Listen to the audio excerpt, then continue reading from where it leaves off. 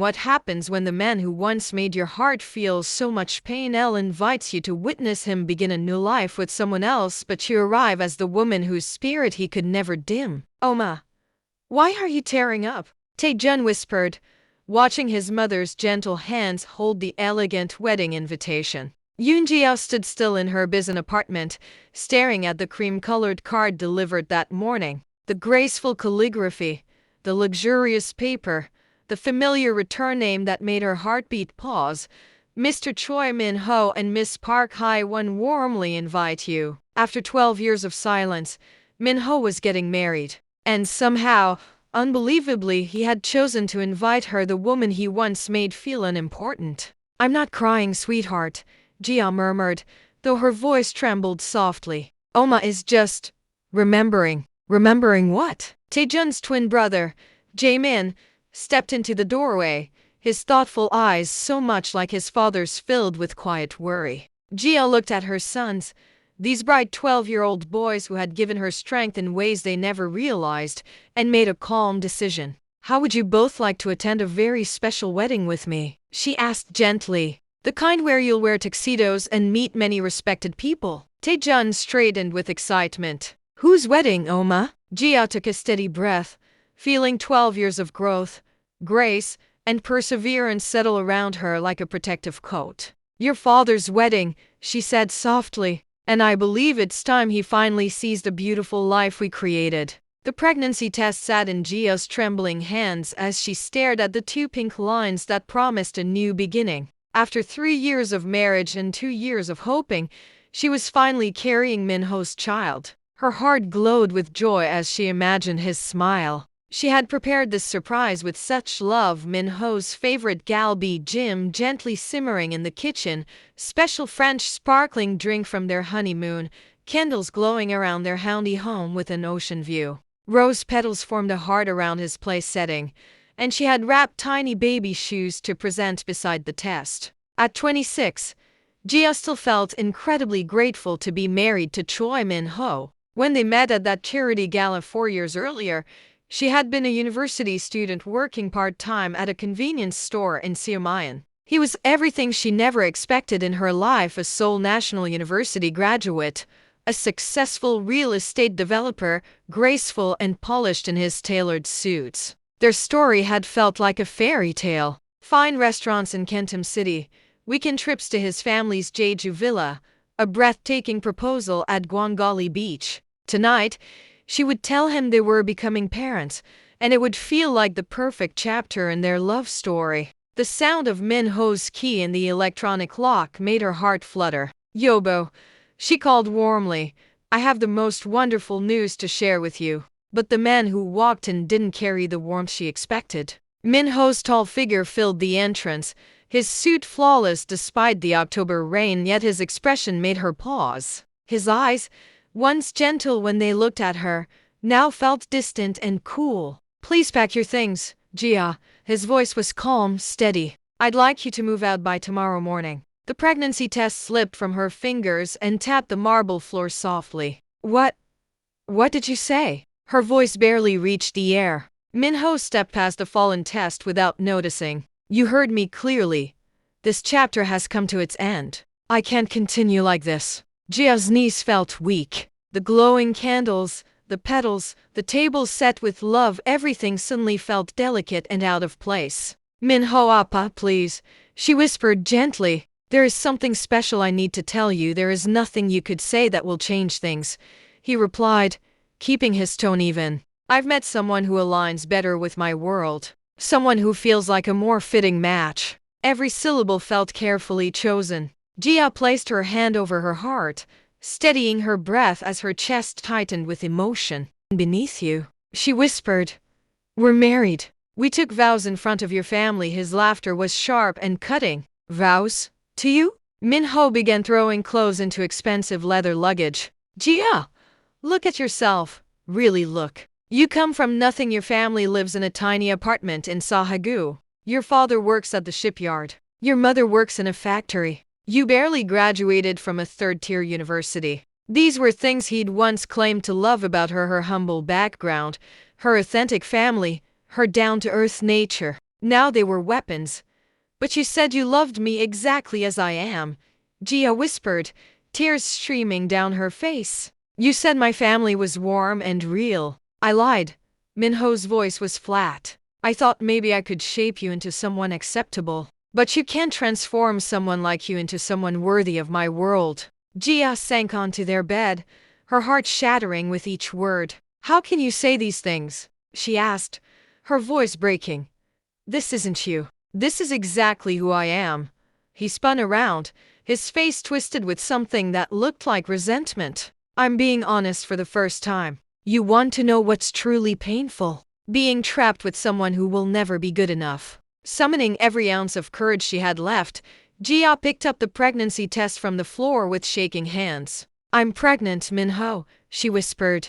We're going to have a baby. Minho stopped packing. For one brief, desperate moment, Gia thought she saw something flicker in his eyes. But when he spoke, his voice was even colder than before. Not my concern.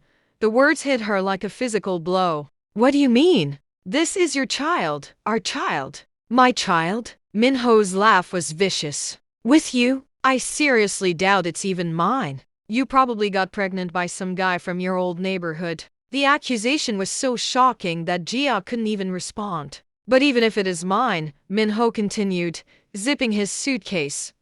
I don't want it. I don't want any reminder of the biggest mistake I ever made marrying you. Gia doubled over, her free hand moving instinctively to protect her still flat belly. Please, she whispered through her tears. Please don't do this. I love you so much, your love means nothing to me. Minho grabbed his suitcase and headed for the door. My lawyer will contact you about the divorce. Don't even think about trying to reach me. You're nothing to me now, Gia. You always were nothing. And you always will be nothing. The door slammed shut with such force that their wedding photo fell from the wall, glass shattering across the floor. Gia collapsed beside the broken frame, clutching the pregnancy test to her chest as sobs racked her body. Outside, thunder rolled across Bizen's skyline and rain grew heavier. The candles still flickered on the dining table. The heart made of rose petals remained untouched. The Galbi gym continued simmering, a mocking reminder of dreams that had just been destroyed. As Gia knelt among the shattered glass, holding the proof of new life in her hands, she had no idea that this moment of complete devastation would become the foundation for a transformation that would make Minho's words the biggest mistake of his life. 4 months later, Sahagu, Bizen Gia stood in front of the cracked mirror in her tiny studio apartment's bathroom, hardly recognizing the woman staring back. Dark circles ringed her once bright eyes. Her maternity clothes, mostly hand-me-downs from her older sister Eugene, hung loosely on her frame. Despite carrying a baby, she'd actually lost weight because food had become a luxury she couldn't always afford. The apartment was worlds away from the houndy penthouse she'd shared with Minho. Located in one of Bizen's less affluent neighborhoods, where the buildings were old and the streets narrow, it was all she could afford on her wages from 3 part-time jobs. The single room served as bedroom, living room, and kitchen, a tiny hot plate on a folding table, a mattress on the floor. Minho's divorce had been swift and merciless. His team of expensive lawyers had proven she wasn't entitled to any shared assets. Everything had been in Minho's name. She'd walked away from 3 years of marriage with a single suitcase and a heart full of shattered dreams. Gia pressed her hand to her rounded belly, feeling the baby move inside her. At 6 months pregnant, she was working as many hours as her body could handle, cleaning offices from midnight to a.m., waitressing at a samgyeopsal restaurant during lunch hours, doing alterations for a seamstress in the evenings. The work was exhausting, but the combined income barely covered her 500,000 won monthly rent and the cheapest groceries from the local market. I'm sorry, little one, she whispered to her unborn child. I know this isn't the life I promised you, but I'm going to do better. Somehow, a sharp knock interrupted her quiet moment. Gia knew that knock, Mrs. Kim, her landlord, and she was 4 days late on rent. Yoonjia-si, the elderly woman's voice was harsh through the thin door. I know you're in there. Gia took a deep breath and opened the door, trying to summon a smile. Kimijima, I was just about to come see you. I'll have the rest of the rent by Friday. I promise. The landlord's eyes narrowed. You said that last month, girl. I'm running a business here, not a charity for unwed mothers. I'm not unwed, I'm divorced, Gia said quietly. And please, just until Friday.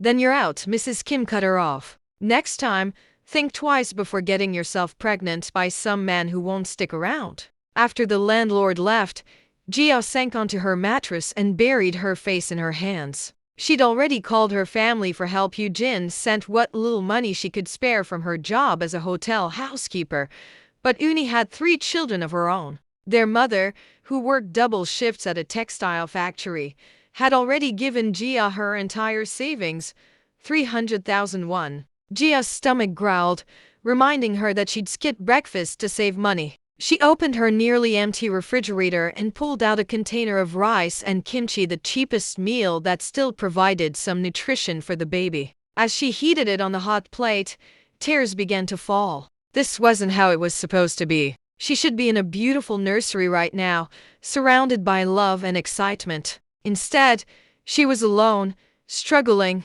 and terrified. Gia was scrubbing floors at the Kentum City office complex when the first contraction hit her like lightning. She was in the executive washroom on the 20th floor, alone except for her own labored breathing. Ania, she whispered, panic rising as another contraction gripped her. Please. Not yet, it's too early. She was only 34 weeks pregnant. The baby wasn't supposed to come for another month and a half. But the contractions kept coming, faster and stronger. Gia managed to call Eugene from the office phone, her voice shaking. Uni, something's wrong. The baby's coming and I'm at work. Stay exactly where you are. Gia, yeah.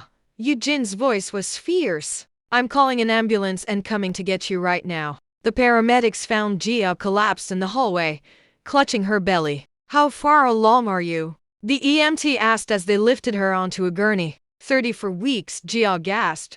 But there's something else, I think. I think there might be 2 babies. The ride to Bizen County Hospital was a blur of sirens and pain. Eugene met them at the emergency room, her face pale as she ran alongside Gia's gurney. The babies, Gia gasped, reaching for her sister's hand. Uni, what if something's wrong with them? They're going to be fine, Eugene said firmly, though Gia could see the fear in her eyes. You're going to be fine. We're going to get through this together. The emergency room was chaotic, patients on gurneys lining the hallways, families crying, nurses rushing between rooms. It took Eugene arguing with 3 different staff members before they finally took Gia back to a delivery room. Twins, confirmed Dr. Lee, a tired-looking resident. And they're coming whether we're ready or not. Gia wanted to laugh at the absurdity. Ready? She had no insurance, no money for hospital bills, no nursery waiting. She had nothing except fierce love for these babies she hadn't even met. But as the next contraction hit, she realized that preparation was a luxury she couldn't afford. Ready or not, her children were coming into the world tonight. 14 hours later, at 3:47 a.m. on a cold February morning, Choi Tae-jun entered the world screaming at the top of his lungs, as if announcing his intention to fight for everything life had to offer. 2 minutes later, his brother Jae-min followed more quietly, but Gia could see the same determination in his dark eyes. They're beautiful. Gia, yeah, Eugene whispered, tears streaming down her face. Look at them. They're perfect. Gia held her sons for the first time, one in each arm, and felt something shift deep inside her chest. They were so small. Tae-jun barely 2.3 kilograms. Jae-min just over 2. But they were fighters. Tae-jun had Min-ho's strong jaw and commanding presence even as a newborn. Jae-min had inherited Gia's gentler features but with unmistakable strength in his tiny grip. I'm sorry, she whispered to them as they slept in her arms. I'm sorry I can't give you everything you deserve right now. But I promise you this, I will never give up. I will never stop fighting for you. You deserve so much more than this. And somehow, some way, I'm going to make sure you get it. Eugene squeezed Gia's shoulder gently. What are you going to do about Min-ho? Those are his sons. He should know. Gia's voice was firm despite her exhaustion. He made his choice when he called me worthless and walked away. These beautiful boys are not worthless, and they don't need an appa who would see them as burdens instead of blessings. But the money, Jia, you can't raise two babies alone. Jia looked down at Taejun and Jaemin, both sleeping peacefully despite being born into poverty. I won't be alone, Uni. I have them. And they have me. We're a family now. That's what matters. The reality of caring for twin newborns in a studio apartment was overwhelming beyond anything Jia had imagined. The babies cried in shifts, ensuring she never got more than an hour of sleep. Her body ached from childbirth, but she couldn't afford time off work. She was back to cleaning offices within a week, strapping the twins to her chest in second-hand baby carriers. One particularly brutal night, when both babies had been crying for 3 straight hours and Jia hadn't slept in 36 hours, she found herself sobbing right along with them. She was sitting on the floor at a baby in each arm, wondering if she was strong enough for this impossible task. That's when she looked down at Taejun, who had suddenly stopped crying and was staring up at her with those serious dark eyes that seemed far too wise for a newborn. Something in his gaze seemed to communicate directly with her heart. We're counting on you, Oma. Don't give up on us. You're right, she whispered to him, then looked at Jaemin, who was also watching her intently. You're both right. I can't fall apart. You two are the best things that ever happened to me, and I'm going to prove to the world and to myself that we don't need anybody else. She wiped her tears and stood up, settling both boys in the crib Eugene had found at a yard sale. Starting tomorrow, we begin again. I don't know how yet, but I promise you both your Oma is going to be somebody, and you're going to grow up knowing that you can be anything you want to be, no matter where you come from. As if they understood, both babies settled down and fell asleep. Jia stood over their crib for a long time, watching them breathe, and felt something she hadn't experienced since the night Min Ho left her. Hope. It was just a tiny spark, barely alive after months of despair. But it was there, growing stronger as she watched her son sleep. Choi Min Ho, she whispered into the darkness, wherever you are with your perfect new life, you have no idea what you threw away. But someday I'm going to show you. I'm going to show you that these boys and I are worth more than you ever imagined. Outside her window, the first hints of dawn were beginning to touch Bizen's skyline. Jia sat down in the broken recliner Eugene had found for her and closed her eyes for a few minutes of rest. She didn't know it yet, but this was the night everything quietly began to shift. This was the night Yoon Jia stopped feeling small and started becoming the woman who would one day gently remind Choi Min Ho of the meaning of true choice. Jia wiped flour from her hands and glanced at the kitchen clock. 4:30 a.m. In the small bedroom of their rented 2-bedroom apartment, she could see Taejun and Jaemin resting peacefully, surrounded by the warm scent of tteokbokki, japchae, and yakgwa prepared for the Lee family reunion later that day. The kitchen counter was filled with aluminum containers, 50 portions of tteokbokki, 5 kilograms of japchae, 3 dozen gimbap rolls, and 10 boxes of traditional cookies. This single catering order would bring in 800,000 won more than she used to earn in a month during those early, difficult times. What began as an effort to simply keep moving forward had grown into something new. During the twins' first year, while Jia was working 3 jobs, she began making extra portions of her grandmother's recipes and sharing them with co-workers. Her supervisor at the cleaning company, Mrs. Park, had been the first to pay her 20,000 won for a tray of homemade mandu. Jia, these taste even better than my mother's, Mrs. Park had said. Can you make them for my daughter's first birthday party? That celebration, 30 guests, 150,000 won total payment became Jia's first real catering job. Word spread quickly through the local community. Within 6 months, she was getting weekend calls, and within a year, she had saved enough to leave 2 of her 3 jobs and focus on her small business, Jia's Kitchen. Now, at 28, Jia had clients booked months in advance. She'd obtained her business license, built strong relationships with suppliers at Bizen's Jagalchi market, and even hired 2 part-time helpers for large events. Most importantly, she'd moved her twins to a cozy neighborhood where they could play freely. Oma, it smells like Halmioni's house, Taejun said, appearing in the kitchen doorway with messy hair. At 5 years old, he already showed signs of natural leadership, always the first awake, always watching over his brother. Good morning, my dear. Did we wake you up? Jaemin is still sleeping, but I wanted to help. He climbed onto his small stool and began placing napkins neatly in the boxes. Even at 5, he understood that this work mattered. It was how they built their life together. The journey hadn't been easy. It took long days, learning business skills through free community classes, and more fatigue than Gia had ever known. But every moment had been worth it to see her sons happy and thriving. Jaemin appeared quietly in the doorway. Oma, are we rich now? Gia smiled. We're not rich, sweetheart. But we're safe. We have enough, and more importantly, we have each other.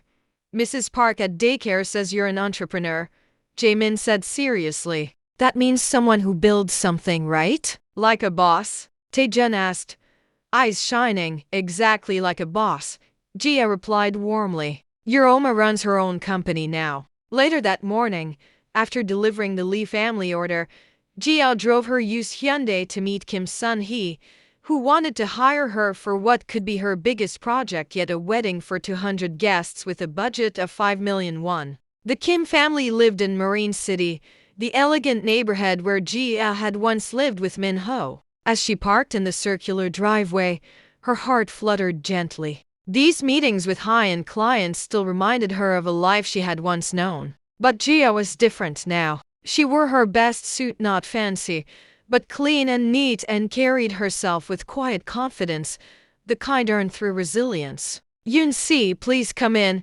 Mrs. Kim greeted kindly. I've heard wonderful things about your food. They sat in a spacious living room, discussing menu ideas and plans. Gia spoke with calm professionalism, never uneasy, always respectful. Your references are exceptional, Mrs. Kim said, reviewing Gia's portfolio. The Park anniversary party, the Choi Dolyanchi. The photos of your food are absolutely beautiful.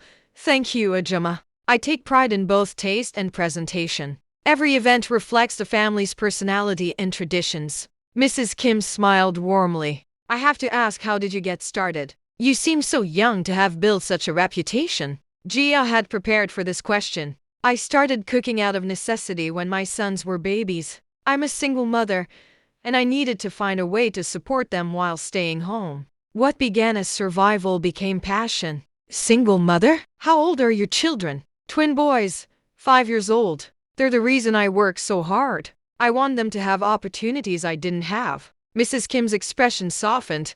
That's truly admirable. Building a business while raising twins alone, that takes incredible strength. Strength. Gia had heard that word so often now, but it still felt strange. She didn't feel strong most days. She felt tired, worried, constantly pushing herself. But maybe that was what strength actually looked like, not the absence of fear, but the refusal to let fear stop you. Can you handle an event this size? Mrs. Kim asked. 200 guests is quite ambitious. Absolutely. Gia's pulse quickened, but she kept her voice steady. I work with a network of trusted assistants for larger events, and I can provide references from similar occasions. This contract would change everything. The deposit alone would let her put a down payment on a better apartment. Wonderful. I'd like to book you for June 15th. As Gia drove home with the signed contract, her mind raced with possibilities. This success would lead to more referrals, bigger events, maybe even the opportunity to open an actual restaurant someday. But more than business growth, she felt something deeper. Vindication. Min Ho had called her worthless. He'd said she came from nothing and would always be nothing. But tonight she would go home to her sons in their safe apartment with a contract that would earn her more in one weekend than Min Ho had ever given her in monthly allowances. That evening, after Taejun and Jaemin were asleep, Gia sat at her kitchen table with her business accounting spread before her. In 5 years, she'd gone from 3 part-time jobs that barely paid rent to a business that was booked solid through the summer. Her credit score had improved enough to qualify for a small business loan. She was even taking business classes at the community center on Saturday mornings. The phone rang, interrupting her calculations. Yoon-si, it's Kim Sun-mi from Bisan International School. Gia's heart leapt. Miss Kim was the admissions counselor at the private school. She'd been dreaming of sending Taejun and Jaemin to the same school where wealthy families send their children for the best education. I have good news, Miss Kim continued. We've reviewed your application for financial aid, and we can offer Tae-jun and Jaemin partial scholarships for the fall semester. Combined with your contribution, we can make this work. Jia's eyes filled with tears. She'd been working toward this goal for 2 years, saving every extra penny. Thank you, she whispered. Thank you so much. After hanging up, Jia walked to the boys' bedroom and stood in the doorway watching them sleep. Tae-jun was sprawled across his bed with characteristic confidence, while Jae-min curled up neatly under his covers, clutching his favorite stuffed penguin.